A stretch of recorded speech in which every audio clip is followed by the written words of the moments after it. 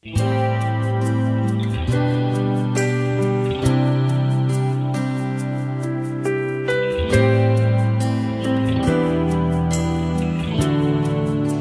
it or not, I can remember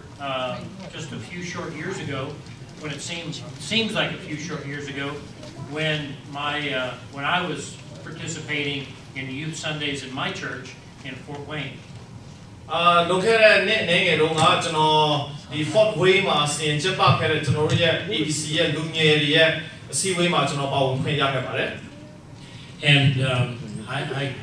and I know at that time I could never have imagined that my life would take the twists and turns that it has, but the twists and turns have really, as I look back at it, are always best when the Lord is in the middle of those twists and turns.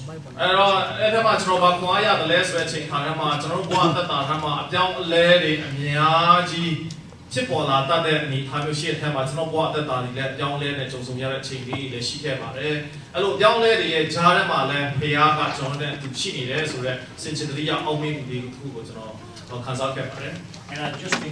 just encourage you youth to continue to do your very best and live out the words to that song that you just sang.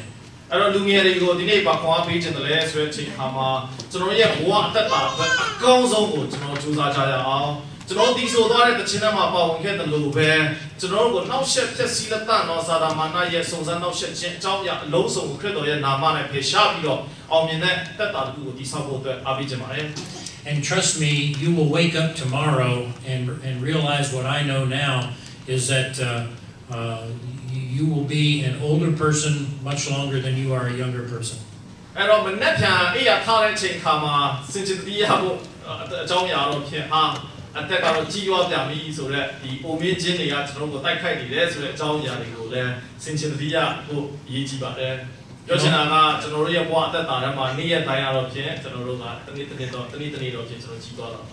And all the older people said, Amen. Any older people? Yeah. Everybody holding a baby or head on your older people.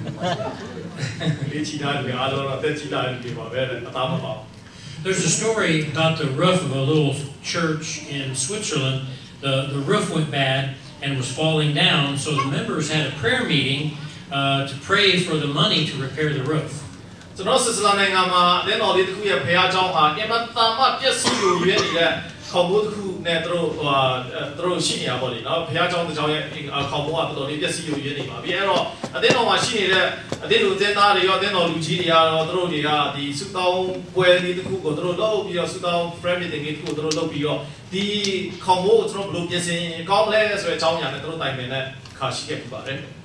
And there was an old man who was very wealthy, but was very tight with his money, that would always sit at the back, and he would go to the prayer meeting, but near the end of the prayer meeting, when they would pass the offering plate, he would get up and leave before the plate came.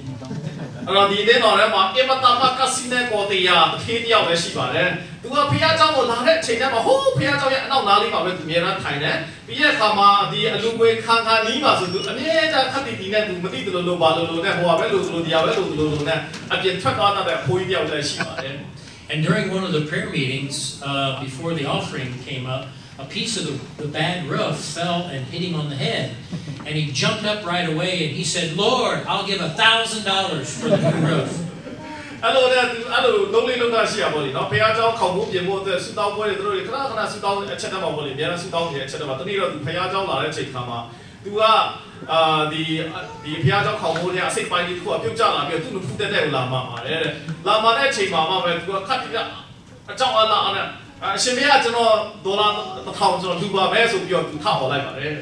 Well, and after that happened, a voice was in the other side of the church hollered, hit him again, God, hit him again.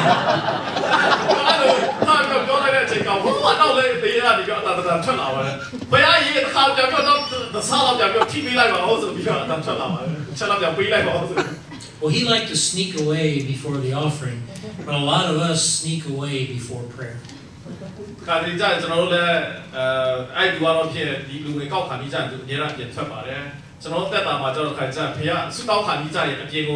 အပေါ်ပဲသွားတယ်လို့ဘာပဲလို့အဲ့ဒါလို့အရေးကြီးတဲ့ဖုန်းမဲ့ဝင်တယ်လို့လက်ခတ်တည်တဲ့ဖြစ်သွားတတ်တယ်အများကြီးရှိပါတယ် I've preached often about prayer, and the reason that I do is because it is so important. And today I'd like to just look at prayer once again, how we do it, why we do it, and I'll change things up a little bit on the whole concept. ကျွန်တော်ဓမ္မဆရာလောကမှာကျွန်တော်ဆုတောင်းခြင်းနဲ့ပတ်သက်ပြီးတော့ချိန်ပေါင်းများစွာကျွန်တော်တရားဟောဖြစ်ပါတယ်ဒီနေ့လည်းကျွန်တော်ဖခင်သခင်ထံတော်ပါနဲ့ကျွန်တော်ဆုတောင်းပတနာပြုခြင်းအကြောင်းအရာဘယ်လောက်ထိအရေးကြီးတယ်ဆိုတဲ့အကြောင်းအရာကိုကျွန်တော်ပြန်ပြီးတော့ခါပြန်လဲဆင်ခြင်တတိယပြီးတော့ကျွန်တော်တက်တာတိဆောက်ဖို့အတွက်ကျွန်တော်ခေါ်အားပေးခြင်းပါတယ်။ဘာဖြစ်လို့လဲဆိုတော့ဖခင်နဲ့ဆက်ဆံခြင်းအရာမှာဆုတောင်းပတနာပြုခြင်းဒီအရေးကြီးဆုံးချက်ဖြစ်လို့ပါ And a lot of people talk about what happens when we pray, but today I'm going to change it up a bit and just talk to you a little bit about what happens when we don't pray, what happens when we lean on our own understanding.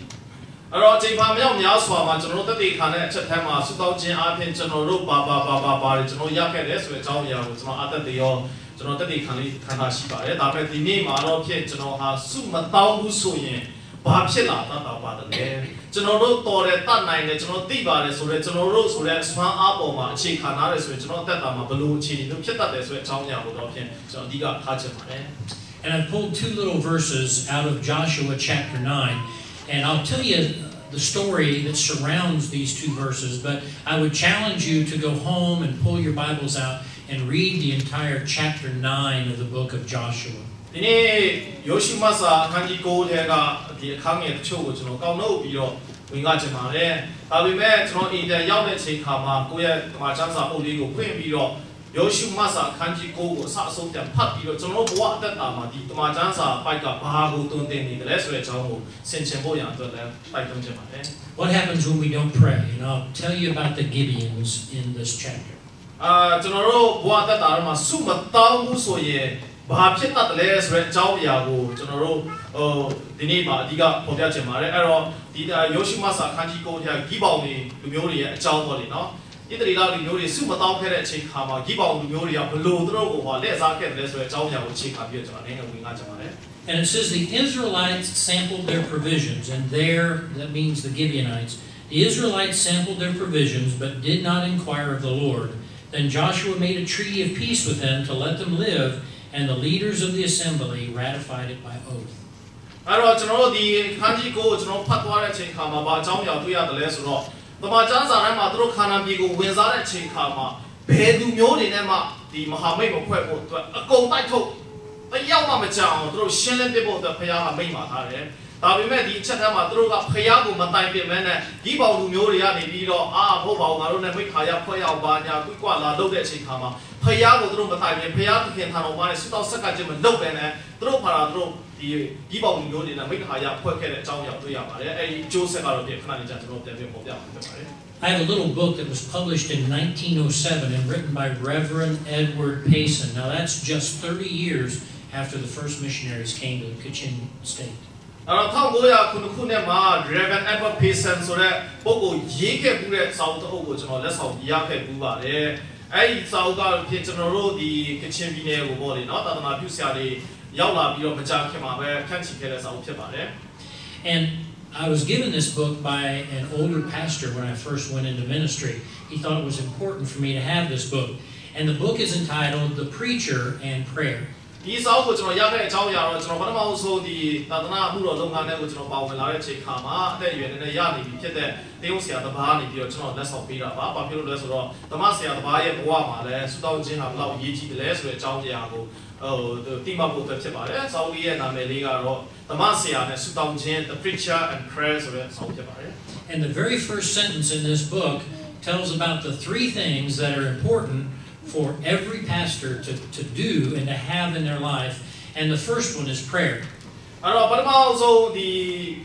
စာရဲ့အစအဦးပိုင်းမှာပေါ့လေနော်ဘာလို့ဖော်ပြသလားဆိုတော့အရေးကြီးတဲ့အချက်၃ချက်ရှိပါတယ်နံပါတ်1အချက်ကပါစာတယောက်ရဲ့ဘဝမှာဆုတောင်းခြင်းဆိုတာအရေးကြီးဆုံးပါပဲဆိုတဲ့အကြောင်းအရာကိုဖော်ပြထားပါတယ် And then he says the second thing is prayer. ဒုတိယအချက်ကတော့ဖြစ်အရေးကြီးဆုံးကဆုတောင်းခြင်းပဲဖြစ်ပါတယ် Can you guess what he says the third important thing is? တတိယအချက်ကတော့ဖြစ်ပါများလို့ထင်ပါတယ် Pray. Yeah, same thing. It's prayer. ပါပဲဆုတောင်းခြင်းပဲဖြစ်ပါတယ် He says that prayer is the highest priority of all.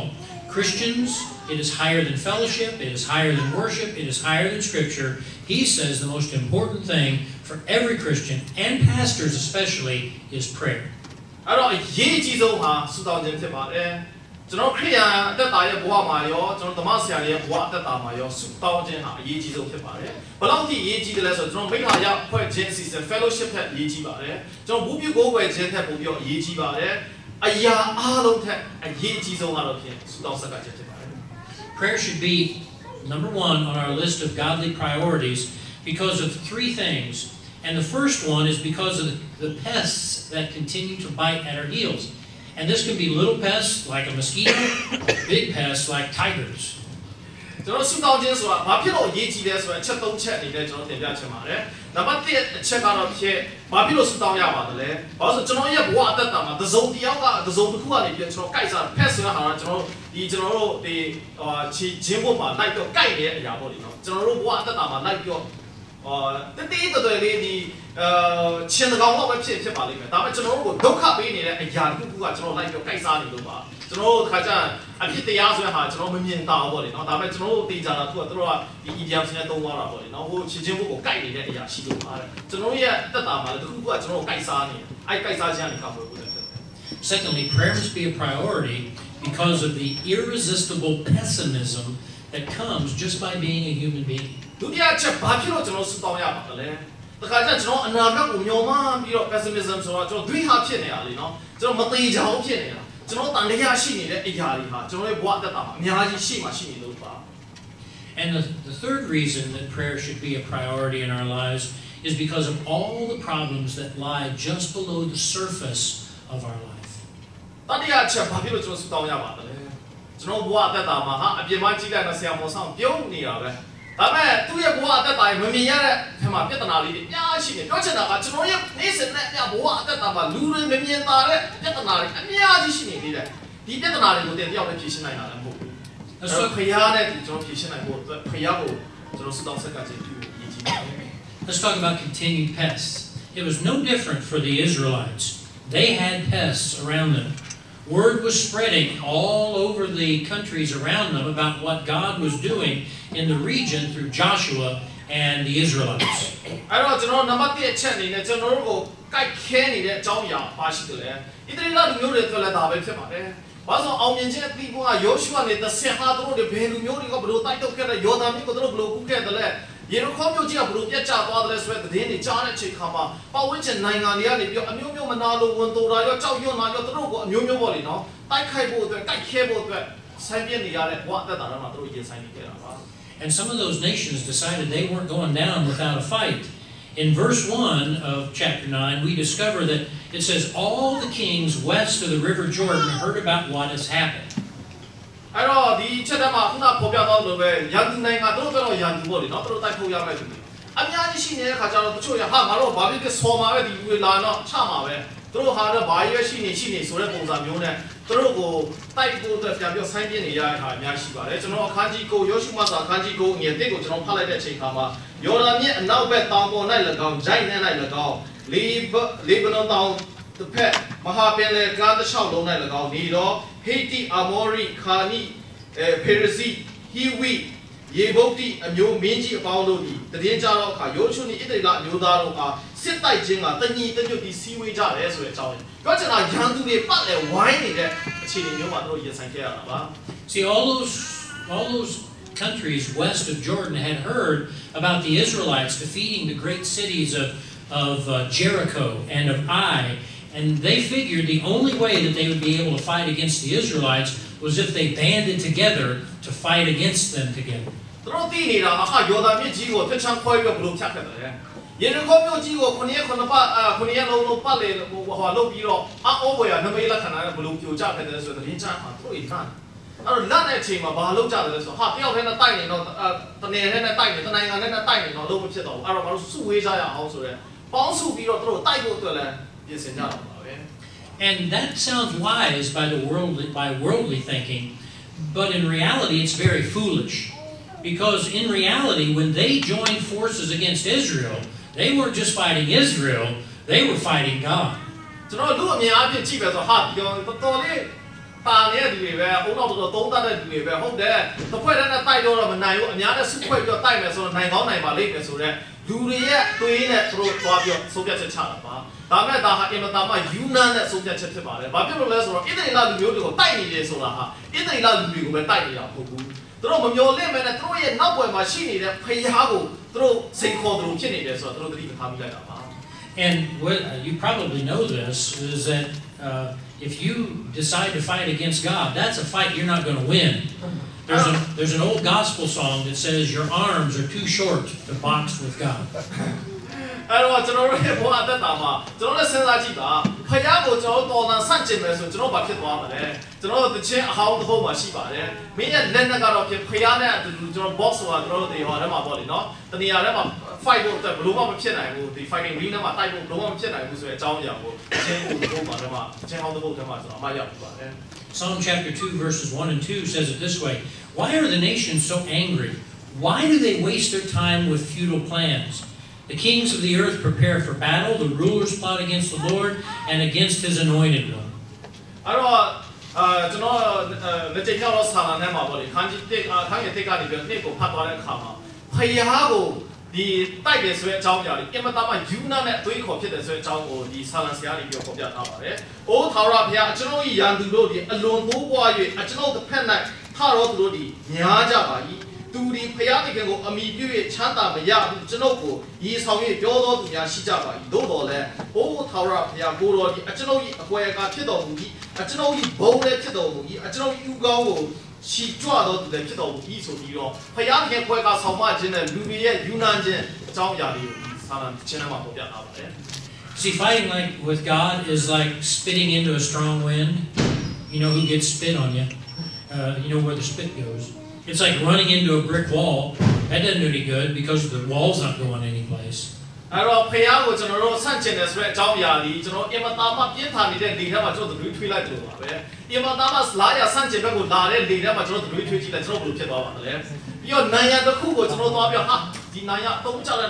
တော့လုပ်ကြည့်ပါနိုင်ရမှာဖြစ်တော့ဘာမှဖြစ်မသွားပါဘူးအဲ့လိုပါပဲဖယားကိုဆန့်ကျင်တယ်ဆိုတော့ကျွန်တော်ရဲ့ဘဝတတ်တာရဲ့အမှုရာထဲမှာလည်းဒီအကြောင်းပြလေးတို့ပါပဲ And the Jewish ruler Gamaliel understood the same thing in Acts chapter 5 when he said, if it's from God, you'll not be able to overthrow it. And you may even find yourself fighting against God. အဲ့တော့ Gamaliel ကနေပြီးတော့ Gamaliel ပေါ့လေနော် Gamaliel ကနေပြီးတော့ပြောခဲ့ဘူးတလဲဆိုတဲ့အခါမှာ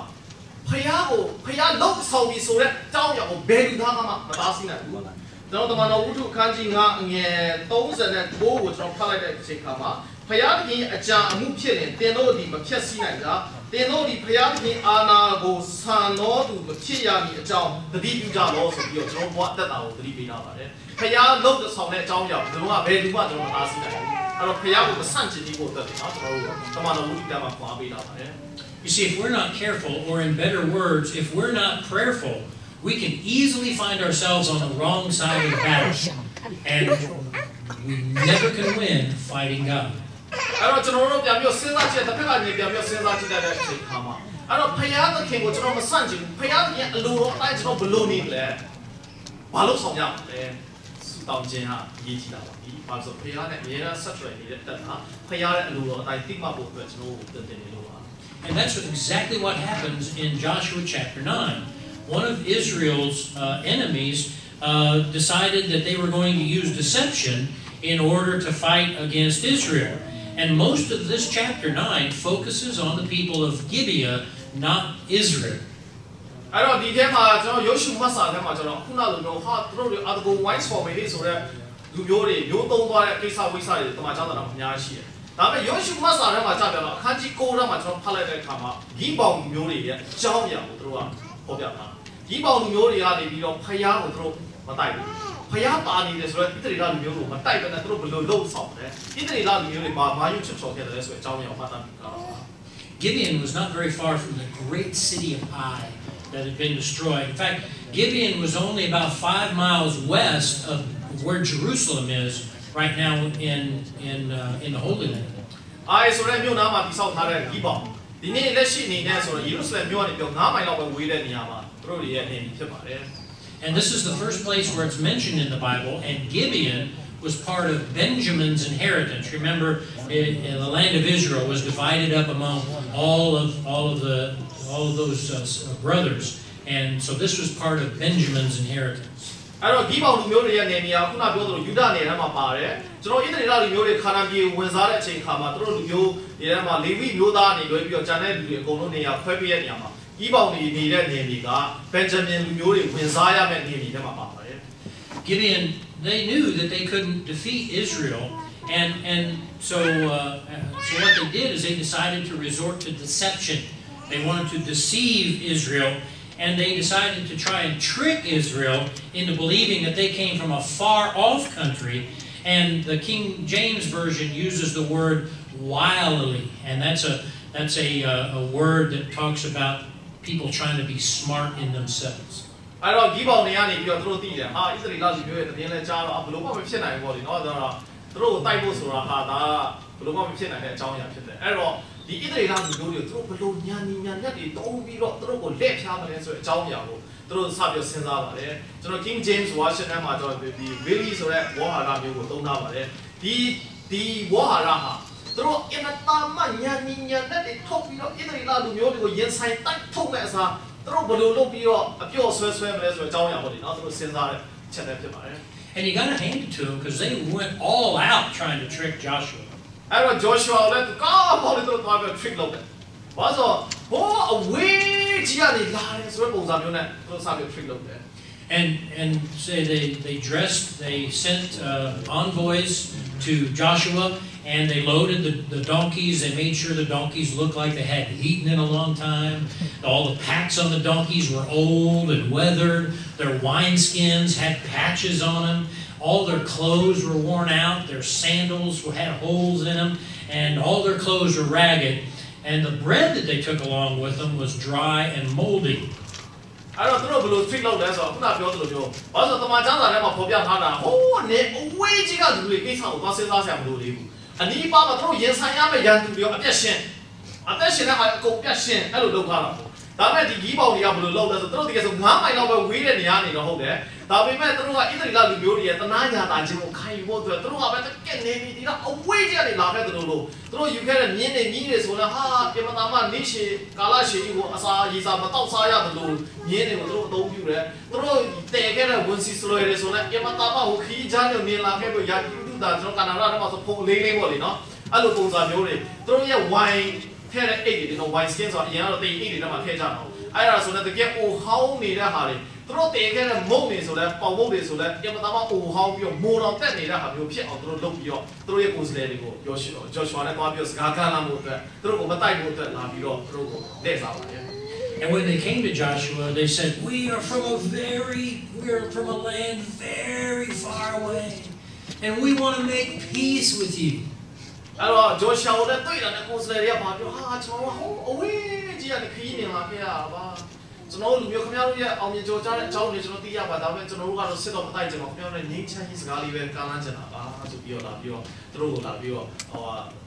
လောက်ပါတယ်သူတို့လာပြီးတော့ approach လုပ်တာပါလေ Now the reason that's a big deal is because God had told the Israelites, you can make peace treaties with the people that live a long way from you. အဲ့တော့အခုကကျွန်တော်ရေပေါ်ပြလိုက်တော့မလို့ဘာလို့ရေပေါ်တာဆိုပြောချင်တာဖခင်ရဲ့မိတ်မှာကျွန်တော်ဟိုးအဝေးမှာရှိနေတဲ့သူတွေနဲ့ကတော့ကျွန်တော်တို့ညံစကားသွားပြီးပြောစရာမလိုဘူးသူတို့เนี่ยမဟာမိတ်ဖွဲ့ထားရုံပဲသူတို့တိုက်ဖို့ဆိုပြီးမိတ်မှာထားတဲ့အကြောင်းရှိပါတယ် But the instruction was those towns that are nearby, those towns which you're pushing the people out, do not make a peace treaty with them. You will have to destroy them. သူတို့မိတ်မှာထားတဲ့အဝေးရလူတွေကိုသွားပြီးတိုက်စားမလို့သေးဘူးသူတို့နဲ့ငြိမ်းချမ်းရေးလုပ်တာပါဖြစ်တာဖြစ်ဒါပေမဲ့အနည်းအပါးမှာရင်ဆိုင်တိုက်ရတော့မဲ့သူတွေသူတို့ရဲ့နေမြေကိုယူရတော့မဲ့သူတွေကျတော့အပြတ်ရှင်းဆိုတဲ့ instruction သူတို့မိတ်မှာထားချက်ဖြစ်ပါတယ် And listen to Deuteronomy chapter 20. It reads, said, but these instructions apply only to distant towns, not to the towns of the nations in the land you will enter. In those towns that the Lord your God is giving you as a special possession, destroy every living thing. You must completely destroy the Hittites, Amorites, Canaanites, Perizzites, Hivites, and Jebusites, just as the Lord has commanded you. ကျွန်တော်တရားဟောရကျမ်းအခန်းကြီး20ကိုကျွန်တော်ဖတ်လိုက်တဲ့အချိန်မှာခုနပေါ်ပြတဲ့မိမချက်ပေါ့နော်တရားဟောရကျမ်းအခန်းကြီး20အငယ်15လောက်ကနေကျွန်တော်ဖတ်သွားတဲ့အချိန်ကဘာတွေ့ရတယ်လဲဆိုတော့ဣ လူမျိုးနေသောမြို့မှတပါတင်နှင့်ဝေသောမြို့ရှိသမျှတို့အားသူတို့ပြုရမည်တင်ဤဖျားပြင်သောဖျားသည်တင့်အမွေကိုခဏလေးကျွန်တော်14လောက်ကနေစပတ်တယ်မိမသူငယ်တိရစ္ဆာန်ဆရှိသောမြို့၌တွေးရှိသောဥစ္စာရှိသမျှကိုကိုသိမ်း၍တင်ဤဖျားပြင်သောဖျားပေးတော်မူသောတင်ဤရန်လက်မှရသောဥစ္စာကိုစားရမည်ဤလူမျိုးနေသောမြို့မှတပါတင်ဝေသောမြို့ရှိသမျှတို့အားသူတို့ပြုရမည်တင်ဤဖျားသခင်သောဖျားသည်တင့်အမွေခံเสียဖို့ဤလူမျိုးနေရာမြို့တို့၌အသက်ရှင်သောသူတစုံတစ်ယောက်မျှမရှိရတယောက်မျှအသက်မရှင်စေရဟိတိလူအာမောရိလူခါနာလူဖေရဇိလူဟီဝိလူယေဗုဒ္ဓိလူတို့သည်မိမိတို့ဖျား၌ပြုသောဆက်ဆုပ်ယွန်ရှာပွဲအမှုတို့ကိုတင်အားသုံးတင်၍တင်သည်တင်ဤဖျားနှင့်သောဖျားကိုမြစ်ပြစ်မာမီအကြောင်းတင်ဤဖျားဖြင့်သောဖျားမာနာတော်မူသည့်တိုင်ထိုလူမျိုးပေါင်းတို့ကိုရှင်းရှင်းဖြတ်စည်းရမည်ဆိုပြောပြီးမှာပါပါတယ် Now, I'm not going to say anything about whether that's right or wrong. That's just the instruction of God. But it's like, how many of you have bought a home? Anybody bought a home? A show of hands. All right, we got a couple that bought a home. How many of you rent a house or apartment? That's the rest of you. Okay. But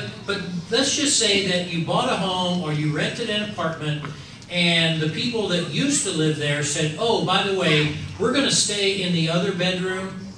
and live in your house while you're here. Would you say, oh, sure, that's great. Come on, live in my house.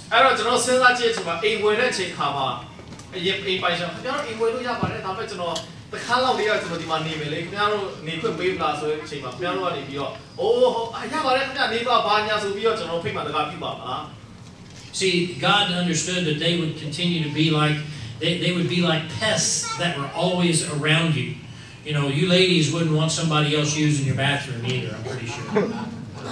I don't know the Jasenazia, or not to know the Majama, Popia, the Charlie, Banyas, who be a general do Jansi, and Bobby.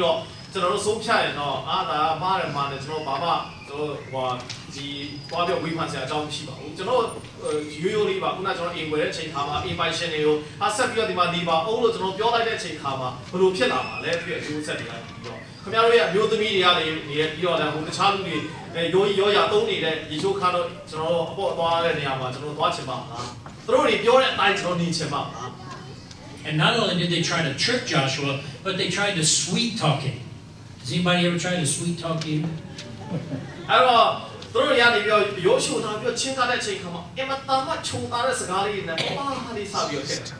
See, Joshua asked them, are you from nearby? And they didn't lie, but they didn't answer the question. They just looked at him and said, we are your servants.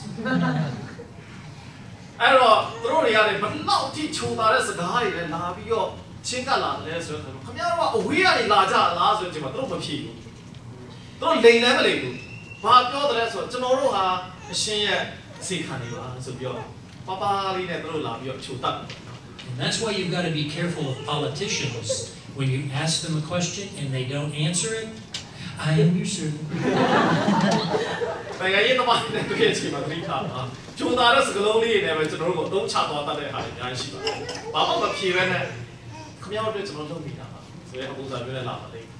And that's how our enemy works. He makes things appear better than they are. He comes as an angel of light, but all the time he is covered in darkness. And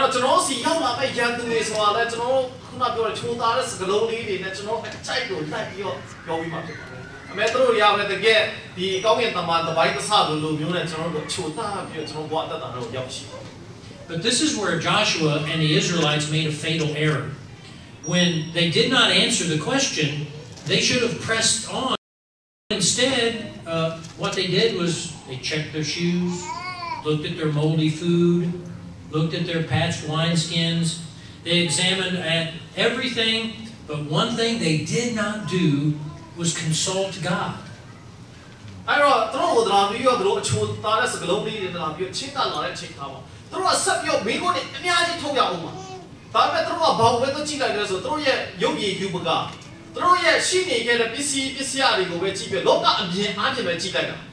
ဖယားစီမှာလည်းသူတို့ဘာမှဆူတောင်းတဲ့ဟာမျိုးမလုပ်ခဲ့ဘာလို့အဲ့ချိန်ကသူတို့ကဘာလို့ဖယားနဲ့တိုင်းရဆက်သွယ်ပြီးတော့ဖယား instruction ကိုယူနေတဲ့သူတွေဒါပေမဲ့ဘာမှဖယားနဲ့မလုပ်မဆက်သွယ်အဲ့လိုအခြေအနေမျိုးဖြစ်သွားသူတို့ရဲ့ရုပ်ဆင်းအင်္ဂါနဲ့သူတို့ရှိနေတဲ့ပစ္စည်းပစ္စယပုံမြဲဟောင်းသွားနေတဲ့အရာကိုပဲကြည့်ပြီးတော့သူတို့စဉ်းစားချက်ချတယ် And later on in Joshua chapter 9, they are actually condemned because they didn't pray first and seek God's will before they made their decision and entered into a peace treaty. They stepped out on their own, totally in the flesh, and they made an ill-advised peace treaty with Gibeon. အဲ့တော့ခုနပေါ်ပြသွားသလိုပဲအပြင်ဘောင်းကိုပဲကြည့်ပြီးတော့သူတို့ဆုံးဖြတ်ချက်ချတယ်အကြီးဆုံးအပြင်နောက်ပိုင်းမှာဖယားသူတို့ပြန်ပြတာခါသူတို့ပြန်ပြရင်ဆိုင်ရတော့တယ်နော်ဒီအကြောင်းအရာကအရေးကြီးဆုံးနဲ့အချွတ်ချော်ဆုံးမှားသွားတဲ့ကိစ္စကဖယားကိုသူတို့မတိုင်ပြန်မယ်နဲ့လူတွေရဲ့ရုပ်ဆင်းအင်္ဂါယူပကာကိုကြည့်ပြီးတော့ဆုံးဖြတ်ချက်ချပြီးတော့သူတို့နဲ့မဟာမိတ်ဖွဲ့လိုက်တယ်သူတို့ကိုသူတို့မတိုက်ပဲနဲ့သူတို့ရဲ့ဟိုငင်းချိုင်းယူလိုက်တယ်အဲ့ဒါဟာမှာဖြစ်ပါတယ် Now you might think that doesn't sound familiar, but it does because we do that all the time. Oh, that's easy, God. I can handle this. I don't need you. အဲ့တော့ကျွန်တော်ဘဝတက်တာမှလည်းတစ်ခါကြာလေအခုဒီတမန်ကျမ်းစာပိုက်ကကျွန်တော်သိပြီးတော့ဟို familiar မဖြစ်ဘူးကျွန်တော်နဲ့သိပြီးတော့ touch အထီးတွေ့မရှိတဲ့တမန်ကျမ်းစာပိုက်ဖြစ်ဒါပေမဲ့တစ်ခါကြာကျွန်တော်ရဲ့အသက်တာမှာလူတွေရဲ့ရုပ်ဆင်းယူပကအပြင်မှာပဲကြည့်လိုက်ပြီးတော့ကျွန်တော်ဆုံးဖြတ်ချက်ချလိုက်တကယ်ကျွန်တော်ဝိညာဉ်ရေးရအသက်တာနဲ့ဖယားဘာများအလိုတော်ရှိပါမလဲဆိုတဲ့အကြောင်းအရာကိုပြတာနဲ့ကျွန်တော်မတိုင်းလိုက်ကျွန်တော်မအားလုံးတတ်ပြီးရှိပါတယ် And then you get into the middle of whatever it is you're doing, and you find out it's bigger than you thought it was. It's harder than you thought it was. There's trouble there that you didn't know was there. It's like digging a hole or digging a trench across your property, and you forgot to call the locator service, and then you find, oh my gosh, I just broke through the water line, the electric line, and the sewer line. ကျွန်တော်ဘဝတက်တာမှာခြားဆုံးဖြတ်ခါကျဖယားဒါလေးတတိလေးပါတော့ဘုရားပါဆရာမလို့ကျွန်တော်ဆုံးဖြတ်နိုင်တယ်ပြောချင်တာကျွန်တော်ဝိညာဉ်ရေးရအမြင်နဲ့ကျွန်တော်မဆုံးဖြတ်ဘူးကျွန်တော်တတ်နိုင်တယ်ကျွန်တော်ဟာဒါတော့ okay တတိလေးပါကျွန်တော်ထိတ်ခဲလို့သွားမယ်ဆိုပြီးတော့လှုပ်ဆောင်သွားတဲ့ချက်တော့ခဏလေးကြောက်ပြတ်တော့အကြီးကြီးရောက်တဲ့ခါကျမှဟာသွားပါကွာအချိန်နှောင်းသွားတဲ့ဟာလေးတွေပေါ့နောက်ဆုံးဖြတ်ချက်လေးခါကျကျွန်တော်ဘာမှကျွန်တော်တိုင်ပင်နီးတော့ချင်းမလုပ်ဘဲနဲ့ကျွန်တော်အိမ်ဒီမှာလည်းကျွန်တော်စဉ်းစားကြည့်တာဘာမှသူတို့တတ်မှတ်ထားတဲ့သူတွေကျွန်တော်တိုင်နေပေမလုပ်ဘူးဖတ်သူ့သွားတယ်အဲ့လက်စစ်လိုက်တော့ဖတ်သူ့ပြီးတော့တက်လိုက်တရားဟာပြောတော့ဟုတ်ပေါ့နော်ပြောချင်တာအဲ့ဒါကြောင့်ဟိုရေးပိုက်ပြီးသွားပြောတူးမိတဲ့ဟာပြောချင်တာတခုခုဆုံးဖြတ်ချက်ချလို့မဲ့သွားရမယ့်အချိန်ခါမှာနေစုံကျွန်တော်ဘုရားနဲ့ကျွန်တော်တိုင်ပင်ညီတော့လောကမှာကျွန်တော်တတ်ကြွတဲ့သူနဲ့တိုင်ပင်ရတယ်လို့ဘုရားနဲ့တိုင်ပင်ညီတော့ဖို့အရေးကြီးပါတယ် And the result of their decision would haunt them for generations.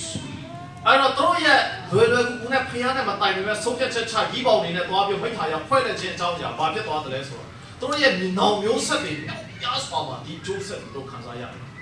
Reminds me of the story about a young man who was promoted in his company, and he never dreamed he would be in such a position or in that position at such a young age. So he went to see one of the old timers in the company. အဲ့တော့ဥပမာပြပေးချင်ပါတယ်ကုမ္ပဏီတစ်ခုမှာ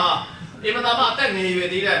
မျိုးသားတစ်ယောက်ကနေပြီးတော့တော်တော်လေးကောင်းတဲ့ position ကိုရတဲ့အချိန်ခါမှာအသက်ကလည်းငယ်သေးတယ်အတွေ့အကြုံလည်းမရှိတဲ့အချိန်ခါမှာတော်တော်လေးအတွေ့အကြုံရနေပြီဖြစ်တဲ့ဘုန်းကြီးတရားကိုပြောပြီးတော့မိဖို့နေပြီးပါတယ် So he asked the old man, he said, "Sir, I was wondering if you could give me some advice. How can I be successful in this company?" အဲ့တော့သူ့အနေနဲ့အတွေ့အကြုံရှိနေတဲ့ဘုန်းကြီးတရားကိုသွားပြီးတော့မေးတယ်please ဒီကုမ္ပဏီမှာတော်လေးအောင်ဖို့အတွက်ဘာများလုပ်ဆောင်သွားဖို့အတွက်အကြံဉာဏ်လေးများပေးနိုင်မလားဆိုပြီးတော့သွားပြီးတော့ပြောပါတယ် And the old man said, "Oh, that's easy. Make right decisions." အဲ့တော့ဘုန်းကြီးရတယ်ပြန်ပြောဖြေလိုက်တာလွယ်လွယ်လေးပါကွာကောင်းမွန်မှန်ကန်တဲ့ဆုံးဖြတ်ချက်တွေချဖို့ကြိုးစားပါ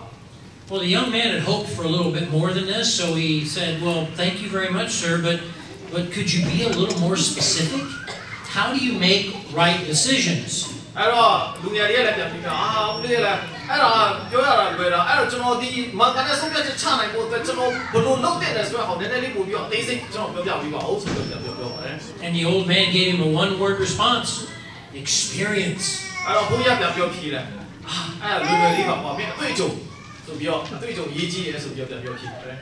The young man, sort of exasperated, says, "Well, that's the point of my question. How do you get the experience I need? How do I get experience?"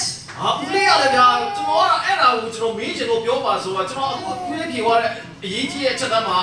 ဒီအတွေ့အကြုံလို့ဖြစ်သွားတယ်အဲ့အတွေ့အကြုံကောင်းကိုကျွန်တော်ရဖို့အတွက်ကျွန်တော်ဘယ်လိုစူးစမ်းမလဲဆိုပြီးတော့မေးနေတာလေဆိုပြီးတော့ဒီနေ့ပြန်ပြောကုန်တယ် And the old man gave him a 2-word response. Wrong decisions. အဲ့တော့ဒီအတွေ့အကြုံဆိုဘယ်လိုရမှာလဲလို့ပြန်ပြီးတော့ဘိုးရအေးစီကပြန်ဖြေလိုက်တယ်ဒီဆုံးဖြတ်ချက်အမှားတွေကနေပြီးတော့မင်းကအတွေ့အကြုံဆိုတာဖြစ်လာတယ်ဆိုပြီးပြောပါတယ် wrong decision. But you see, the Israelites would never make this. They would never make this mistake again. But the Israelites are still living with that mistake made thousands of years ago. အဲ့တော့ဣသရေလလူမျိုးတွေကအခုနပြောတဲ့ကျွန်တော်ရဲ့ဆုံးဖြတ်ချက်အမှားတွေကကျွန်တော်ခါးသီးတဲ့အတွေ့အကြုံတွေပေးလိုက်တယ်ခါးသီးတဲ့အတွေ့အကြုံကနေပြီးတော့ကျွန်တော်တို့ကပြင်ဆင်ရမယ့်အစားခါကြမပြင်ဘူးဣသရေလလူမျိုးတွေလည်းကိုကြီး၎င်းမယ်ဒီပေါင်းလူမျိုးတွေနဲ့မိခါရမဖွဲ့တဲ့တဲ့ဟာကိုသွားပြီးမိခါရဖွဲ့လိုက်တယ်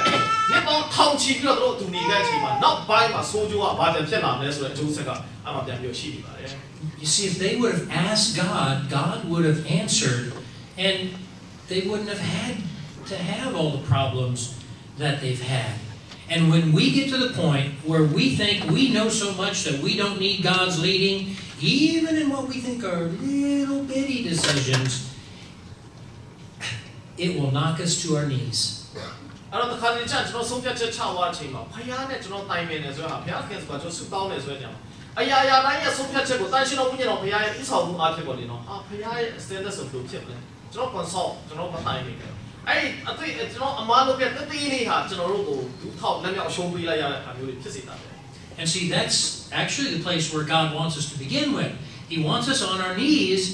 asking Him for the direction in our life for all things, not just for the stuff we think is big, but in all things. အဲ့တော့ကျွန်တော်တို့ကိုဖခင်ဖြစ်စေချင်တာလဲသူ့ရှေ့မှာဒုထောက်လက်မြောက်ရှုံးပေးပြီးတော့ဖခင်မတတ်ဖခင်မှာပဲမကဲကျွန်တော်တို့ဘာမှမဖြစ်တော့ဘူးဆိုတဲ့အရာမျိုးတော့ဖြစ်ပါတယ်ဒါပေမဲ့အချိန်မှများစွာကျွန်တော်တက်တာထဲမှာကိုယ့်ရဲ့အမားတွေကိုလုပ်နေတယ်ဆိုတာကောင်းတဲ့လမ်းခီးတော့ဟုတ်ပါဘူး And the reason that that's so important is listen to what God says about Himself in Isaiah chapter 55 verses 8 through 9. He says, "My thoughts are nothing like your thoughts, and my ways are far beyond anything you can imagine. For just as the heavens are higher than the earth, so my ways are higher than your ways, and my thoughts higher than your thoughts." If we think we know more than God, we no longer need His counsel. And we're in big trouble when we think we don't need God's counsel. အဲ့တော့တတိတော်အရာလေးတွေကအစဖခင်နဲ့ကျွန်တော်တို့ဘာဖြစ်လို့ကျွန်တော်တိုင်ပင်ရပါလဲဖခင်ရဲ့အကြံစီတော်ကျွန်တော်ဘာဖြစ်လို့ကျွန်တော်ဝန်ခံရပါလဲကျွန်တော်ဟေရှာယနာဂတိကျွန်တော်လုပ်ခဲ့ပါတယ်ကျွန်တော်ဖတ်တော့ပါလို့နော်55ခန်းငယ်8ကနေ9မှာဘာပေါ်ပြထားတယ်ဆိုတော့ထာဝရဘုရားမိန့်တော်မူပြီးကငါ၏အကြံစီတင်တို့၏အကြံစီနဲ့မတူငါ၏အကျင့်ဒီတဲ့တင်တို့၏အကျင့်နဲ့မတူမိုးကောင်းကင်ဤမြေကြီးထက်တာ၍မြင့်တဲ့ကဲ့သို့ငါ၏အကျင့်ဒီတင်တို့၏အကျင့်ထက်၎င်းငါ၏အကြံစီတင်တို့၏အကြံစီထက်၎င်းတာ၍မြင့်တယ်ဆိုပြီးတော့ပြောပါတယ်ကျွန်တော်ဘဝအသက်တာတဲ့ဖခင်ကြံစီထားပေးတဲ့အကြံစီဟာကျွန်တော်တို့သိတယ်တော်တယ်ကျွန်တော်ရပါတယ်ဆိုပြီးတော့လွယ်လွယ်လေးနဲ့သိခဲလောက်သွားတတ်တဲ့ကျွန်တော်တို့ရဲ့ကိုယ်ဆွမ်းကိုစပေါ်မှာမိခိုနေတဲ့အရာမျိုးမဟုတ်ပဲနဲ့ဖခင်ကကျွန်တော်တို့ပြင်ဆင်ထားပြီးသားဖြစ်တယ်အဲ့တော့ပြင်ဆင်ထားပြီးသားအကြံစီကမှကျွန်တော်ပါဝင်နိုင်ဖို့အတွက်ဖခင်နဲ့ကျွန်တော်တိုင်ပင်ပြီးတော့ရတာဖြစ်ပါတယ်ဒါဆုတောင်းနေဖြစ်ပါတယ် See, we need to seek God's will in prayer because we don't know which way to turn. အဲ့တော့ဘာဖြစ်လို့ကျွန်တော်ဖခင်နဲ့ကျွန်တော်တို့တိုင်ပင်ရပါလဲဖခင်ရဲ့အလိုတော်ဘာဖြစ်လို့လိုက်လျှောက်ရပါလဲနံပါတ်1အရေးကြီးတဲ့ချက်မှာကျွန်တော်တို့ဟာဘယ်ကျွန်တော်လမ်းကြီးကိုသွားတဲ့အချိန်ဘယ်နေရာပွေလို့ဘယ်နေရာကိုကျွန်တော်ဆက်ပြီးလျှောက်ရမလဲဆိုတော့ကျွန်တော်မသိတော့ပါ We don't know what's ahead of us. ပြီးတော့ကျွန်တော်ရှေ့မှာအနာဂတ်မှာဘာဖြစ်မယ်ဆိုတော့လာလာတတော့အရာတွေကျွန်တော်ဘာမှမမျှော်မှန်းနိုင်လို့ပါ And as much as we want to think that we are not in control. God is. ဒါပြီးရခါမှာကျွန်တော်ဘဝအသက်တာကျွန်တော်ဘယ်လောက်ထိ control လုပ်နိုင်ပါသလဲကျွန်တော်မလုပ်နိုင်ဘူးခရီးကပဲကျွန်တော် control လုပ်နေတာပါဆိုတဲ့အကြောင်းမျိုးလုံးဝအခြေအနေမဲ့ helpless ဖြစ်သွားတဲ့အခါကျမှဟာဖျားဆိုတာမျိုးမဟုတ်ပဲနဲ့ပေါ့နော်အရာအလုံးကိုဖျားတတ်နိုင်တယ်ဖျားချစကားဖြစ်တယ်ကျွန်တော်အသက်တာကိုကျွန်တော်မပိုင်ဘူးဆိုတဲ့အခါကိုကျွန်တော်အမှတ်ရနေလို့ကြည့်ကြည့်ပါတယ် And you ought to know that as good or better than anybody else within 10 miles of here. 10 years ago, could any of you have imagined that you would be in this place doing the things that you're doing, the way that you're doing them, with the people that you're doing them with? Could you have ever imagined that that would be true? ကျွန်တော်ကိုကျွန်တော်တတ်နိုင်တယ်ဆိုတဲ့အကြောင်းအရာကျွန်တော်တို့သိပါတယ်ကျွန်တော်အေးချာကျွန်တော် control လုပ်နိုင်ပါတယ်ဆိုတဲ့အကြောင်းအရာကိုစဉ်းစားခဲ့ပြီးပါလား ဥပမာသူပေးကြပါလေလွန်ခဲ့တဲ့10နှစ်လောက်တုန်းကတင်တို့ဒီနေရာမှာဒီလူတွေနဲ့ဒီအလုပ်ကိုအတူပေါင်းလုပ်နေကြလိမ့်မယ်တို့အသက်တာတစ်ခုမှကျွန်တော်တိဆောက်ရလိမ့်မယ်လို့ခင်ဗျားတို့ပြောမှမှုပါလားအခုလိုမျိုးကလေးတွေပါလေကျွန်တော်ရှိမယ်ကလေးတွေရှိနေပြီပဲကျွန်တော်အေးချမ်းချမ်းနဲ့ငြိမ်းချမ်းချမ်းကျွန်တော်နေနိုင်ခဲ့လိမ့်မယ်လို့တင်တို့ပြောမှခဲ့မှုပါလား Now let me tell you, it's not just about you, it's about me too, because 10 years ago, Pastor June knows my story. I would have never imagined that I'd be standing here in this place, or preaching upstairs, or living in Indianapolis, or pastoring this church. This was as far away from my plans as you are from the Kachin State now. တို့ကလည်း10နှစ်တုန်းကကျွန်တော်ဘဝအသက်တာမှာလည်းဘာမှဒီအရာတွေကိုကျွန်တော်ရောင်ရမ်းပြီးတော့ကျွန်တော်မစင်စားခဲ့ပြီးပါဘူး။တနေ့တော့အချိန်ခါမှာအင်ဒီယာနာပိုလစ်ကိုကျွန်တော်ပြောင်းလာလိမ့်မယ်လို့ကျွန်တော်မထင်ဘူး။အပေါ်မှာကျွန်တော်တရားဟောနေလိမ့်မယ်လို့လည်းမထင်ဘူး။ပြီးတော့ဟိုးတော့ကြီးမိုင်6000လောက်ဝေးနေတဲ့ကချင်ပြည်နယ်ကကချင်မျိုးတွေဆိုရဟာမျိုးနဲ့လည်းအခုကမိသားအရာဖွဲ့ပြီးတော့အခုလိုမျိုးတရားတွေဟောနေလိမ့်မယ်လို့ကျွန်တော်မှမထင်ခဲ့ဘူးလား။ But the Israelites made a vow. And the Israelites said, we will not attack your towns. And when the Israelites made a vow to them in the name of the Lord, something had to change. အဲ့တော့ဣသရေလလူမျိုးတွေအခုလိုမျိုးချိုသားတဲ့စကားလုံးတွေနဲ့လာပြီးတော့ approach လုပ်လာတဲ့အခါချင်းကလာတဲ့အချိန်ခါမှာသူတို့ကောင်းကောင်းလေးဂတိပေးလိုက်တယ်။ထာဝရဘုရားရှင်နာမထဲမှာတင်တို့ကိုကျွန်တော်တို့မတိုက်ပါဘူးဆိုပြီးတော့သူတို့ကိုဂတိပေးလိုက်ပါတယ်။ You see, in the Old Testament, swearing has nothing to do with saying curse words. Swearing is about saying, what I say I will do, I will do. ကျွန်တော်တို့ဒီဓမ္မဟောင်းကာလမှာကျွန်တော်တို့ဒီဂတိပေးထားတဲ့ကျွန်တော်တို့ဒီပဋိညာဉ်ပြုတယ်ဆိုတဲ့အကြောင်းအရာဟာကျွန်တော်တို့ဆဲဆိုတာနဲ့မတူပါဘူးပဋိညာဉ်ပြုတယ်ဆိုတဲ့အကြောင်းအရာထဲမှာဘာလို့သားလဲကျွန်တော်တို့လုပ်ပေးပါမယ်လို့ထာဝရဘုရားရှင်နာမတော်ထဲမှာဂတိပေးရဆိုပြန်ပြောမဖောက်ဖြစ်ရဘူးကျွန်တော်လုပ်ပါမယ်ဆိုတဲ့ဂတိကိုကျွန်တော်ကိုယ်တိုင်ပြန်ပြောလုပ်ရတဲ့အနေအထားမျိုးရှိပါတယ် And in the Old Testament, a vow it was when an oath was made, it consisted of a promise, and then it was strengthened by the addition of a curse with an appeal to a deity or a king, and that's what they did. They said, by the name of the God of Israel, we will not destroy your towns. And going against their word could bring the curse of God upon them. And while God didn't want them to do that, God stood beside His people because of their free will. အဲ့တော့ထာဝရဘုရားရှင်ရဲ့နာမတော်ထဲမှာခုနပြောသွားသလိုဂတိတစ်ခုပေးထားတယ်ဆိုတာတော့မှဖောက်ဖျက်ရတဲ့အရာဖြစ်ပါတယ်။တကယ်တော့အဲ့ဂတိကိုဖောက်ဖျက်ခဲ့တယ်ဘုရားခင်ရဲ့နာမတော်ထဲမှာဂတိကိုဖောက်ဖျက်ခဲ့တယ်ဆိုရင်ဘုရားရဲ့ကျင့်ခြင်းမင်္ဂလာကျင့်ခြင်းအမင်္ဂလာကနေပြီးတော့ဣသရေလလူမျိုးတွေစီဂတိပေးထား in the name of God နော်ဘုရားရဲ့နာမတော်မှာဂတိပေးထားသူတွေစီပြန်ပြောရောက်လာပါတယ်။ And the Israelites said, okay, there are two bad things that could happen here. One, we leave the Gibeonites around us, and they're always going to be a pest around us for the rest of the history of our nation. Or if we go ahead and go against our oath made to God, then we've got to deal with God. Who do we want to have an argument with? The Gibeonites or with God? And so they determined that they are going to go ahead and keep their oath because they had appealed to God in the midst of that oath. ဒီပေါင်းလူမျိုးတွေကိုသူတို့ဂတိပေးထားတဲ့အတိုင်းသူတို့ကိုမတိုက်ပဲနဲ့နေပါလားဒါမှမဟုတ်ရင်ဖယားကိုရဲ့ချိန်ချင်းမင်္ဂလာကိုသူတို့ခံယူလားဆိုရွေးချယ်ရမှုပါဣသရေလလူမျိုးတွေအတွက်လှုပ်ဆောင်ခဲ့ရတဲ့အရာတွေပါအဲ့တော့သူတို့ဆုံးဖြတ်ခဲ့တာတော့ဖြင့်ဒီပေါင်းလူမျိုးတွေကိုတော့ငါတို့ဘာပဲဖြစ်ဖြစ်သူတို့အသက်ချမ်းသာငါတို့ပေးလိုက်တော့မယ်သူတို့ငါတို့ပတ်ဝန်းကျင်မှာနေပါစေတော့ဆိုတဲ့ဆုံးဖြတ်ချက်အမှားမျိုးကိုသူတို့လုပ်ခဲ့ပါတယ်ဖယားနဲ့မတိုင်ခင်မနဲ့ And many years later, when Saul actually went to war against the Gibeonites, in violation of that oath, the Lord brought famine upon the land, and that would have been the type of wrath that they would have had to deal with then. That means when we make an oath to God, just as God is eternal, so should our oaths be eternal. အဲ့တော့ဖယားကိုတစ်ခါဂတိပေးထားတဲ့ဆိုတဲ့အကြောင်းအရာထဲမှာကျွန်တော်လွယ်လွယ်နဲ့ပြန်ပြောမဖောက်ဖျက်ဖို့အရေးကြီးပါတယ်အဲ့တော့ဖယားရဲ့နာမတော်ထဲမှာဒီပေါင်းလူမျိုးတွေကိုသူတို့အသက်ရှင်ခွင့်ပေးလိုက်တယ်ဒါပေမဲ့ဖယားကိုမတိုင်ပေမဲ့လှုပ်ဆောင်ခဲ့တဲ့အရာဒီပေါင်းကတောင်းလျှောက်သူတို့ရဲ့ဘဝတရမှာဒုက္ခပြီးတော့အဲ့ဒါကိုနှစ်ပေါင်းများစွာကြာတဲ့အချိန်ခါမှာရှောလူရဲ့လက်ထက်ကိုရောက်တဲ့အချိန်ခါမှာရှောလူကပြန်ပြောတိုက်တယ်ဒီပေါင်းအမြင့်တဲ့ချိန်မိုးလိုက်တဲ့အချိန်ခါမှာဖယားကနေပြောကျင့်ချင်းအမင်္ဂလာဣသရေလတိုင်းနိုင်ငံကိုပေးတယ်။ဘာဖြစ်လို့လဲ။ဖယားသခင်ရဲ့နာမတော်ထဲမှာပေးထားတဲ့ဂတိကိုဖောက်ဖျက်ခဲ့တဲ့အတွက် ဂျေဂျင်းမင်္ဂလာသူတို့ခံခဲ့ရပါတယ်အဲ့တော့ကျွန်တော်ဘဝတက်တာမှာဖယားကိုတခါပေးထားတဲ့ဂတိကိုပြန်ပြီးလွယ်လွယ်နဲ့ပေါက်ဖြတ်တဲ့သူမျိုးတွေမဖြစ်တတ်ဖို့အတွက်ဖယားရဲ့နာမတော်ထဲမှာကျွန်တော်လှုပ်ဆောင်သွားတဲ့အကြောင်းအရာတွေမှာလည်းအမြဲတမ်းတည်မြဲနေဖို့အတွက်အရေးကြီးပါတယ် Now that should be very sobering to all of us, because all of us make promises to God. You ought to think back on the things that you have sworn to God that you would do. And if you're not doing those things, you better start doing the things that you swore to God. God, I will do this thing. အဲ့တော့ဖယားကိုခုနကျွန်တော်နည်းနည်းအရှိရောက်ပြီးကျွန်တော်ပေါ်ပြလိုက်ပါတယ်လို့ဖယားကိုတစ်ခါပြီးကျွန်တော်ဘဝအသက်တာမှာလည်းဒီပေါင်လူမျိုးတွေကိုဣသရေလတွေမှားယွင်းခဲ့တဲ့အမှားမျိုးပေါ့နော်။ဒါကြောင့်ကျွန်တော်လွယ်လွယ်နဲ့ပဲ for sure လုံးလိုက်တဲ့ဟာလည်းအများကြီးရှိတယ်ဖယားကိုကျွန်တော်ဂတိပေးပါတယ် in the name ပေါ့လေနော်။ဒါကြောင့်ဟာငါတကယ်ဂတိပေးတာပါဆိုတဲ့အရာမျိုးနဲ့လွယ်လွယ်နဲ့လုံးလိုက်ပြီးတော့ကျွန်တော်မလုံးဖြစ်လိုက်တဲ့အရာတွေဟာအင်မတန်မှကြောက်စရာကောင်းတဲ့အကြောင်းအရာလည်းဖြစ်ပါတယ် And as a result, the leaders of Israel made them cut wood and to carry wood for Israel. They were to carry wood into the temple for sacrifices. And you might think, well, what's so awful about that? We get free labor. အဲ့တော့အခုနပြောတဲ့ဖယားနဲ့မတိုင်မီနဲ့ဂီးပေါင်တွေကိုသူတို့မိခါရဖွဲ့လိုက်တယ်သူတို့ဘာခိုင်းလဲဆိုတော့အေးဟုတ်ပြီသူတို့ပြောတာတခင်လေးရဲ့အစီခါမှာလို့ပြောတာမလားပြောတဲ့ခါမှာသူတို့ဘာလုပ်ခိုင်းလဲဆိုတော့ဒီယေရုရှလင်ဒီရစ်ပူဇော်ခြင်းအမှုအရာကမှသူတို့ရဲ့ဒီ temple ထဲမှာပေါ့လေနော်အဲ့ချိန်တော့ဖယားเจ้าတော့မရှိဘူးအဲ့တော့သူတို့ရဲ့ဒီရစ်ပူဇော်ရာဌာနတွေကိုဒီ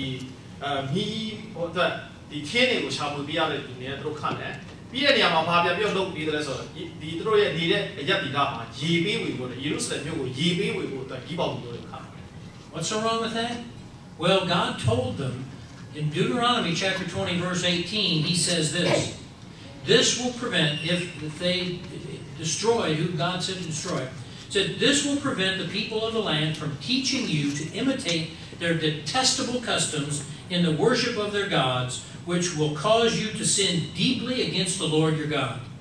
အဲ့တော့ဖယားကဘာဖြစ်တော့အမြင့်ပြတ်ချိန်မုန်းခိုင်းရတယ်လဲဆိုတဲ့အကြောင်းအရာဖယားမှာအကြောင်းရှိပါတယ်ကျွန်တော်ဒီတရားဟောရာကျမ်းခန်းကြီး20အငယ်18ထဲမှာအတိလည်းဖယားပေါ်ပြထားပြီးသားဒီထဲမှာခါနာလူဖေရစီလူဟေဝိလူယေဗုဒ္ဓလူတို့ဒီမိမိတို့ဖယားပြီးတော့ဆက်ဆုပ်ယွန်ရှာပွဲအမှုတို့ကိုတင်တို့အားတင်ချလိုက်တယ် It's much like တခြားတပါတော့မျိုးသားတွေနဲ့အတူတူနေတဲ့အချိန်ခါမှာသူတို့ရဲ့လူမှုရေးရကျွန်တော်လိုက်လုပ်ပြရလိမ့်မယ်ဆိုတော့အသွေးခေါ်မျိုးတွေကျွန်တော်ဆောင်ပဲလွယ်လွယ်လေးပဲ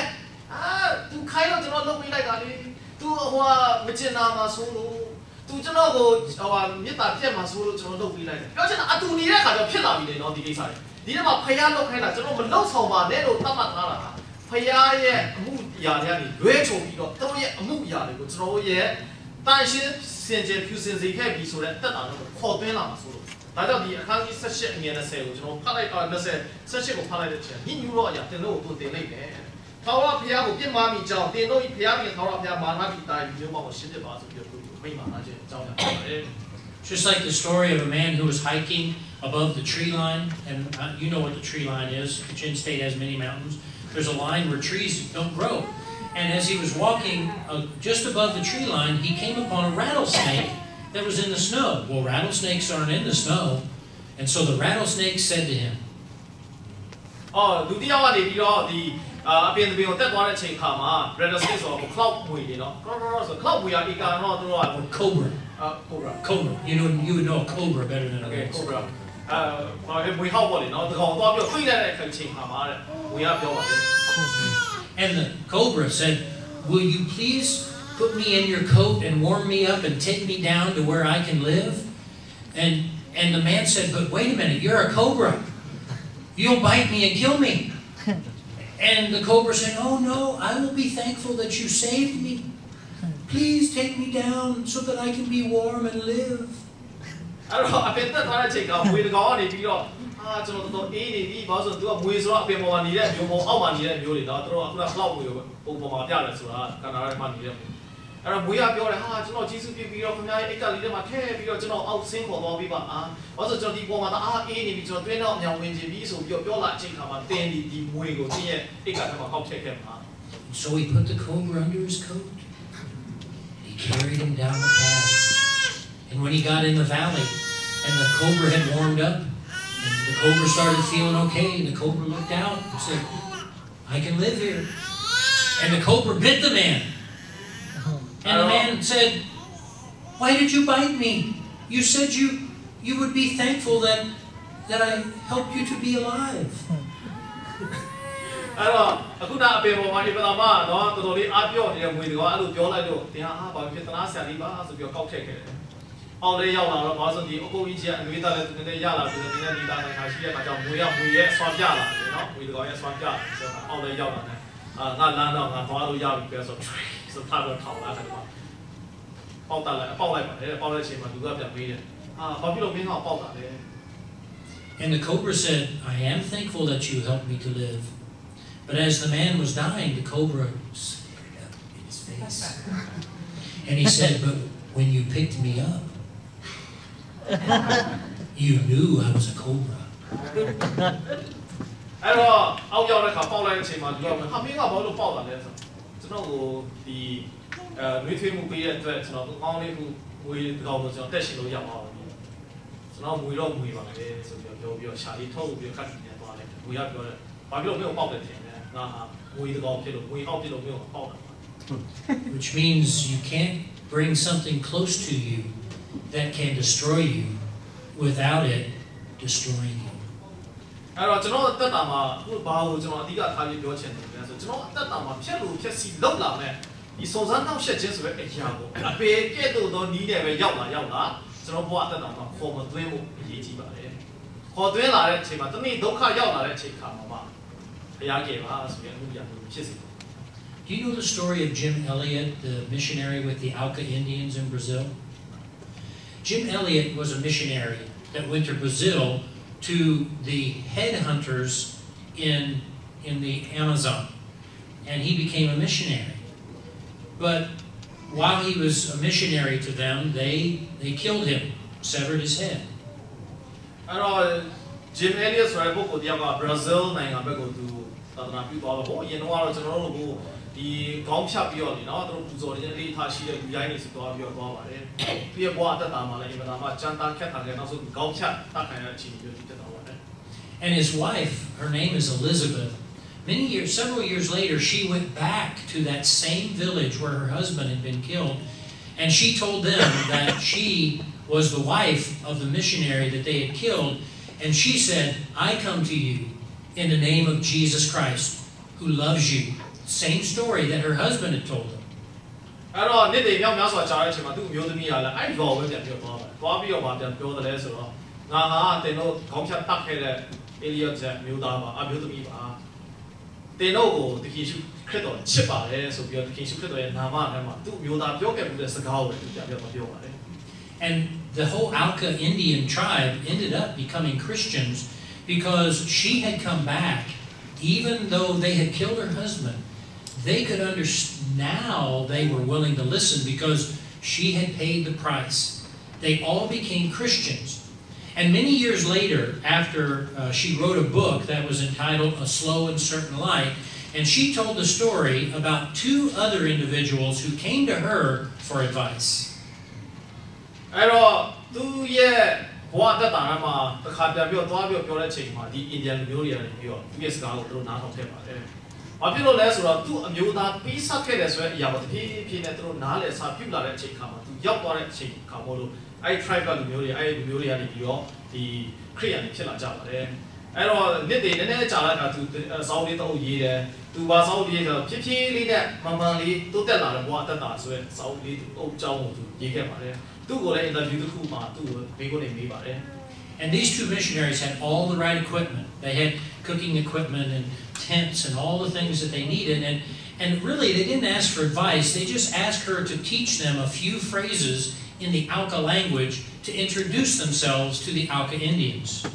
အဲ့တော့နောက် missionary နေရာကနေပြီးတော့ပြန်ပြောအဲ့နေရာကိုပြန်ပြောသွားချင်တာ follow up သွားချင်တာပေါ့လေနောက်သွားချင်တယ်ဆိုတဲ့နေရာမှာသူ့ကိုလာပြီးတော့တိုင်ပင်တဲ့အချိန်ခါမှာဘယ်လိုလုပ်ရမလဲဘယ်လိုနေရမလဲဘယ်လိုထိုင်ရမလဲဘယ်လိုပြောရမလဲဆိုတဲ့ဒီအတိုင်းပင်ပေါ့လေနော်အကြံဉာဏ်တော့လာပြီးတော့မတောင်းမနဲ့ဒီကျွန်တော်မြန်မာပြည်သွားမဲ့လူတွေမင်္ဂလာပါသမင်းစားပြီးသားတော့ပြောတဲ့စကလုံးလေးတော့ပဲလာပြီးတော့မေးပြီးတော့သွားလိုက်ပါတယ် And they shared with her that they had been that they were touched in their heart by the story of her and her husband, and they were going to go into the jungles of Brazil to another tribe, and And then Mrs. Elliott asked them,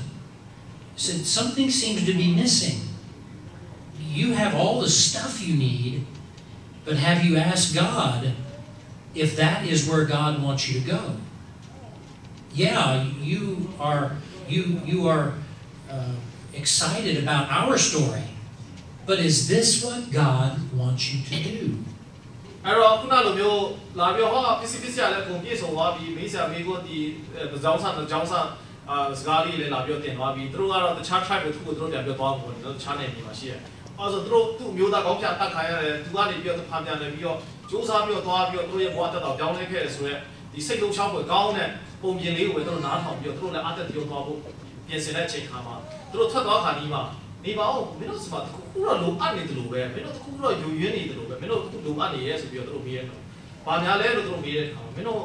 တကယ်ကိုဒီညဒီဒေတာကိုသွားဖို့အတွက်ဖခင်ကမင်းတို့အတွက်အသေးချာပြင်ဆင်ပြီးသားဖခင်နဲ့ရောမင်းတို့တိုင်ပင်ပြီးသားဆိုပြီးတော့သူမေးပါသူတို့မေးပါတယ် And the two men realized they were inspired by the Elliots, but they were not sent by God. And they turned away, and it may very well have saved their lives. And we do the same thing often. အဲ့တော့ကျွန်တော်တို့ဒီပုံပြင်လေးထဲမှာဘာအကြောင်းကိုသင်ရတယ်လဲဆိုတော့ဒီ missionary Elliot နေရာရဲ့ဟောဇလန်လေးကိုပဲသူတို့နားထောင်ပြီးတော့သူတို့တကယ်ကိုမှအသက်တဲ့စိတ်မျိုးနဲ့ပဲသူတို့သွားတာတကယ်ဖယားသွားခိုင်းလို့ဖယားသူတို့တေချာပြင်ဆင်ပြီးတော့ဖယားရဲ့ခေါ်တာကိုသူတို့တေချာနားထောင်လို့သွားတာမဟုတ်ဘူးဆိုတဲ့ဟာကိုသူတို့ပြန်ပြီးတော့ဆင်ခြင်တဲ့အချိန်မှာသူတို့မသွားဖြစ်ပါဘူးမသွားဖြစ်လိုက်တဲ့အခါမှာသူတို့ရဲ့ဘဝအသက်တာသူတို့စိတ်ပြီးတော့ဖြစ်သွားတာ And we often do the same thing. We get the cart before the horse. We use our eyes and our hands and our nose and our mouth, our ears to see and to hear and to taste, but then we don't ask of God. And when we don't ask of God, we will fail. အဲ့တော့ခါကျကျွန်တော်ဘဝတက်တာမှာအဲ့လိုပါပဲကျွန်တော်ထင်တဲ့အမြင်တွေနဲ့ကျွန်တော်သိတယ်တတ်တယ်ကျွန်တော်မှာပစ္စည်းအကုန်လုံးရှိတယ်ဥပမာကျွန်တော်ခီးထူသွားဖို့အတွက်မြင်နေတဲ့ကုန်းကြီးရဲ့တေချာတတ်ပြီးဝင်စီဆွဲလဲကုန်တင်ပြီးကျွန်တော်သွားမယ်ဆိုတဲ့ဟာမျိုးစိတ်ကူးလေးပဲထားတာဒါပေမဲ့ဖယားနဲ့တကယ်အသက်ရှင်နေဆိုတဲ့အသက်တာမျိုးဖြစ်ဖို့ဖယားနဲ့တိုင်ပြီးတော့ကျွန်တော်သွားကြရတာ Now how do I know this so well? Why am I passionate about asking God first? Well, the reason is because I've done a lot of things in my life where I didn't ask God first. အဲ့တော့ကျွန်တော်ဘဝတက်တာမှာလည်းဖယားကိုကျွန်တော်ဘာမှမမေးမမြန်းမတိုင်ပင်မဲနဲ့ကျွန်တော်လှုပ်ဆောင်ခဲ့တဲ့အရာတွေတောင်များဆိုရှိခဲ့လို့ဒီ story ကိုကျွန်တော်လာပြီး share လုပ်တာပါ And almost every time, you know where I ended up? Was screaming, help! ကျွန်တော်ဘဝတက်တာမှာလည်းကျွန်တော်တိတ်ပြီးဟုတ်လာပြီဆိုပြီးကျွန်တော်လှုပ်ဆောင်သွားတဲ့အရာတွေအားလုံးကနေပြီးနောက်ဆုံးမှာဘာပဲဒီကုန်းချုပ်တတ်တယ်လဲဆိုတော့ကျေးဇူးပြီးပြီးကျွန်တော်ကယ်ပါဆိုပြီးကျွန်တော်အော်နေရတဲ့ဟာမျိုးပဲဖြစ်ပါတယ် Well, let me tell you, God has rescued me almost every time. But God isn't responsible for rescuing me. What God wants of me and what He wants of us is to ask Him about the roadmap first, instead of stopping and asking instructions after we're already halfway there. အဲ့တော့ဖယားကျွန်တော်တို့လိုရှိတဲ့အသက်တာထဲမှာအစကတည်းကနေပြီးတော့ဖယားရဲ့အကြံစီတော်ထဲမှာကျွန်တော်ဘဝအသက်တာအသက်ရှင်ဖို့အရေးကြီးပါတယ်ကျွန်တော်တကယ်လိုအပ်တဲ့ဟာကတော့ဖြစ်ကျွန်တော်အခု GPS သုံးတယ်ဆိုတော့ဒီ GPS ပေါ့လေနော်တကယ်လို့ GPS မသုံးတဲ့ road map အစကတည်းကကျွန်တော်ဘယ်လိုသွားရမလဲဆိုတဲ့ဟာကိုဖယားနဲ့သူတိုင်ပြီးတော့သွားဖို့အရေးကြီးပါတယ်ဟိုလမ်းတော့ရောက်တဲ့အခါကျတော့ဘယ်လမ်းသွားရမှမသိတဲ့အခါကျမှဖယားရည်ယူပါကြပါဆိုပြီးကျွန်တော်ဟောဖို့တော့ကျွန်တော်တင် And let me tell you, you will do God's will one way or the other. You will either do it because you want to, or you will do it because you have to, and that's the only way out of the jam that you got yourself in. ကျွန်တော်လှုပ်ဆောင်ရမယ့်အချက်မှာအချက်တစ်ချက်ပဲရှိပါတယ်။တခါကျဖယားရဲ့အလိုတော်ကိုကျွန်တော်လိုက်လျှောက်ခြင်းလို့ကျွန်တော်လိုက်လျှောက်တယ်။တခါကျကျွန်တော်လိုက်လျှောက်ဖို့တင့်တဲ့အတွက်ဆိုပြီးလိုက်လျှောက်ရမှာဖြစ်တဲ့အတွက်ကျွန်တော်လိုက်လျှောက်တယ်ဆိုရင်ဆုံးဖြတ်ချက်တစ်ခုကိုကျွန်တော်တို့ပိုင်ဆိုင်ကြပါတယ်။ And let me tell you now, as an old man, what is I found to be easier. အဲ့ဒီခုထဲမှာဘယ်ရပုံပြောလွယ်ကူတယ်လဲဆိုတဲ့အကြောင်းကိုကျွန်တော်အသက်အရွယ်ရနေပြီဖြစ်တဲ့တယောက်အနေနဲ့ကျွန်တော်တို့သိခံချင်ပါတယ် Let me give you the experience that maybe you don't have.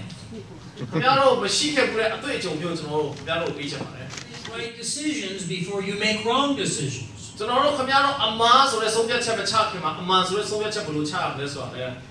ပြောပြချင်ပါသေးတယ် Ask God first.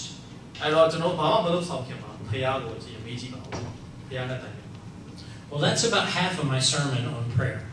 အဲ့တော့ကျွန်တော်ဒီဟာတော့ပဲရှိပါတယ်ဘာလို့နံပါတ်3ချက်ရှိတဲ့မှာ1ချက်ပဲရှိပါတယ်နောက်ကြုံကြတဲ့အခါမှာအခြားကိစ္စတွေကျွန်တော်လည်းဆက်အောင် I'm guessing what I probably ought to do